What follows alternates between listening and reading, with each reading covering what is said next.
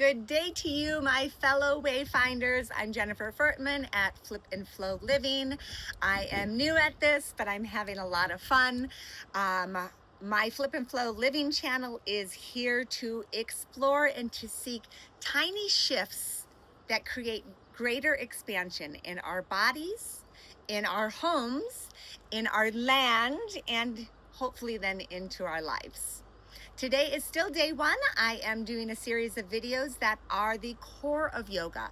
As I told you in the other videos, I have just started at 53 years old documenting my journey for a 200-hour yoga teacher training. I don't know what I'll do with it yet other than have fun recording these videos, but I am using the online platform called Aligned with Brioni Smith. Check her out. She's amazing. I have been doing her aloe videos originally, probably starting over 10 years ago, and have loved her. She's brought me through my handstand journey, which is still progressing, and decided to make the step to become a certified teacher because I knew that there was tiny things that I was missing out in just practice level that going to the deep level of teacher training was going to teach me. So today we are on video number 3, and we've gone through our mountain pose, our extended mountain pose, and now everybody knows this one, Uttanasana, standing forward fold, also called intense, I think it's called intense forward fold, something like a stretch. I don't know. This is live. I don't do editing, so here we go. What I do know about this pose is that when you come into it, it does feel relaxing, and I'm going to turn sideways here. As we're down here and we're kind of just hanging, it feels good to extend all of this. It actually increases blood flow. It's a great pose to start the classes. I'm learning it's getting blood up into different parts of our body from standing or sitting or slouching all day. But what I have found is it's actually not just about folding over and hanging down forward. What we really want to do is we want to have dual actions. We want to have strength to root and rise. We need to engage opposing and complementary muscle groups so that you can increase the pose and make space, if that makes sense, and to keep our bodies safe. And I'm going to tell you what I didn't know is I've always been excited about doing, these really cool inversions and trying for handstands, but I didn't really realize that yoga truly starts with core foundational poses, and that is mountain pose, extended mountain pose, forward fold, Uttanasana, and we'll get into later our tabletop pose.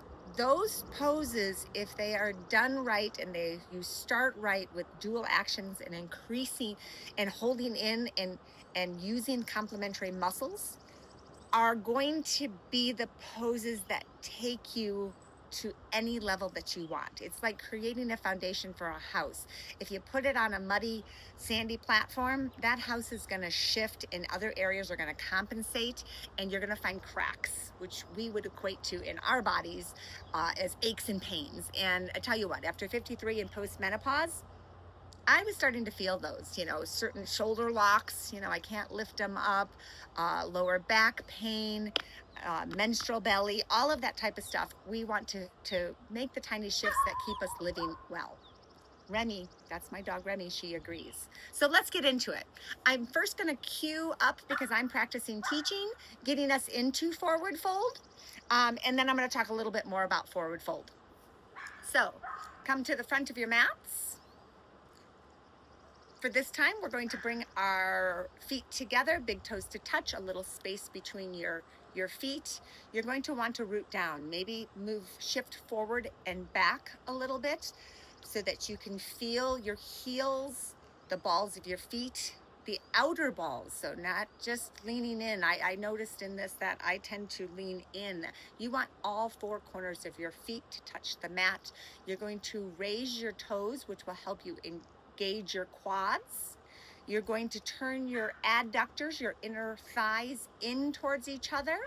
Actually turn them in. You'll feel your pelvis kind of expand in the back. Bring your gluteus, lateral gluteus muscles in to tighten up. When you do this, and if you do this correctly, which is something I've done not incorrectly, but not the best that I could for a long time, is you'll find that squeezing the adductors in and then squeezing in your butt from the sides allows your navel to come in and your ribs to knit down. So really creates a great strong platform. Even if a wind blows, you're not going to go anywhere.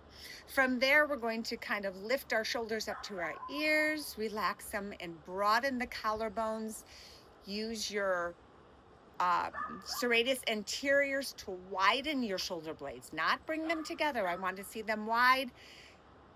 Our hands down at your side, palms facing forward, gaze forward, and on an inhale, breathe in, sweep your arms to the ceiling, palms facing each other. Keep all of your core engagement, your leg engagement, your glute engagement. Look up to the sky. Set a nice intention for your practice today. And on your exhale, take your hands, sweep them down to the floor, keeping your core engaged, your glutes engaged, your quads engaged. Suck that your navel in, and bring your hands to the floor. Inhale to come up. Reach your arms up and bring your hands to your heart center. So that is our first moves in moving to a Uttanasana. Uttanasanas. There we go. I'm learning. Like I said, this is my document of my journey.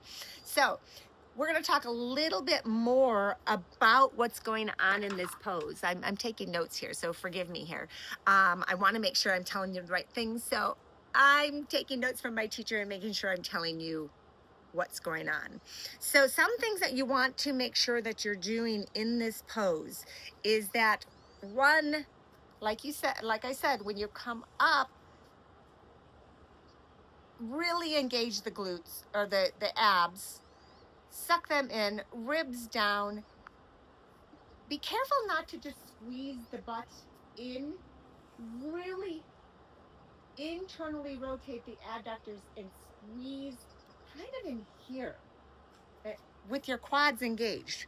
This strength and the stomach tucking in with these pulled up creates the room so that you can roll down and really touch the floor and grab your elbows.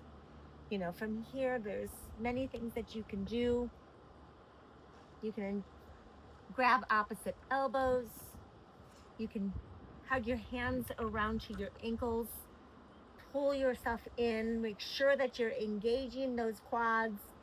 Try not to overextend. I'm quite tight, but other people will potentially be able to be hyper flexible. So if that's the case, bring it in and you'll be able to stay that way if you engage those quads. Keep it strong. You know, too much flexibility is not good either. So from here, with that core engaged, quads tightened, toes up, you can really pull yourself down. Keep the glutes engaged and you'll feel a really nice extension in your back. And then always inhale to come up so that you don't get lightheaded.